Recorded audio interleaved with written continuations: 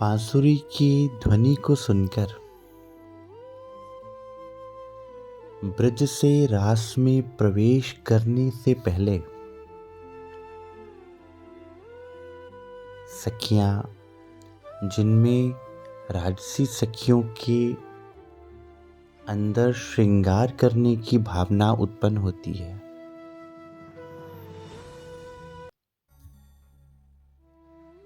तो मुख्यतः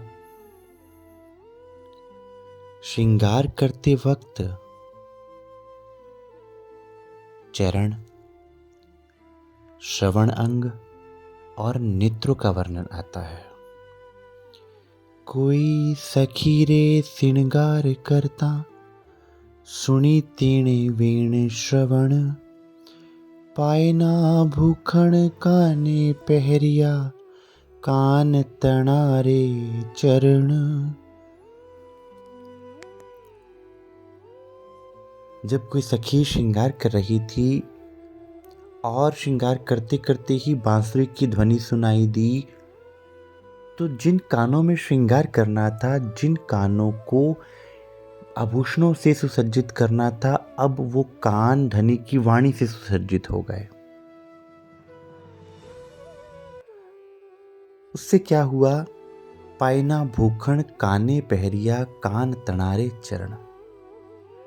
जैसे ही वाणी को सुना, अब कानों में जब आभूषणों के स्थान पर धनी की वाणी चली गई, तो अब वो वाणी क्या करेगी? वो वाणी अंदर जाकर आपको अंदर से धनी की तरफ दौड़ने का बल प्रदान करेगी, तो आपके चरण धनी की तरफ बढ़ चलेंगे। जिसको श्रीमुखवाणी में लिखा है, सूता होए सो जागियो,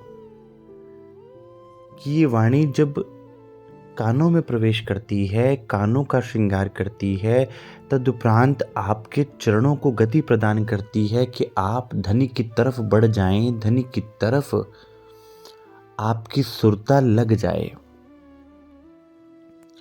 तो सखियां क्या करती हैं? चरणों के आभूषण कानों में धारण कर लेती हैं, अर्थात वो वाणी इतना सुध-बुध भुला देने वाली वाणी है कि इस वाणी को श्रवण करने के उपरांत आप धनी के चरणों की तरफ बढ़ जाते हो, उनके चरणों को प्राप्त करने के लिए भाग पड़ते हो, फिर आप वहां नहीं रह सकते।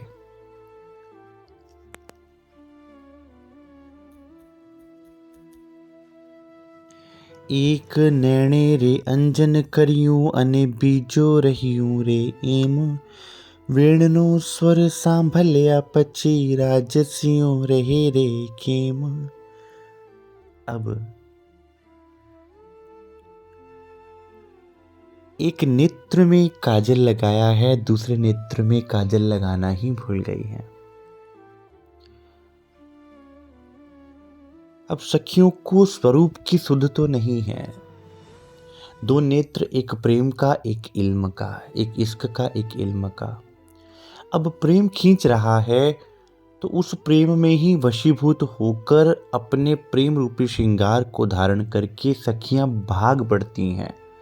वहां फिर शरीर की और पिंड की और ब्रह्मांड की और इस पूरे खेल की सुध बुध नहीं रहती, इसलिए वो काजल एक नेत्र में कहा गया, अर्थात कि अब वो प्रेम इतना भर गया अंदर कि अब और श्रृंगार करने की आवश्यकता ही नहीं पड़ी।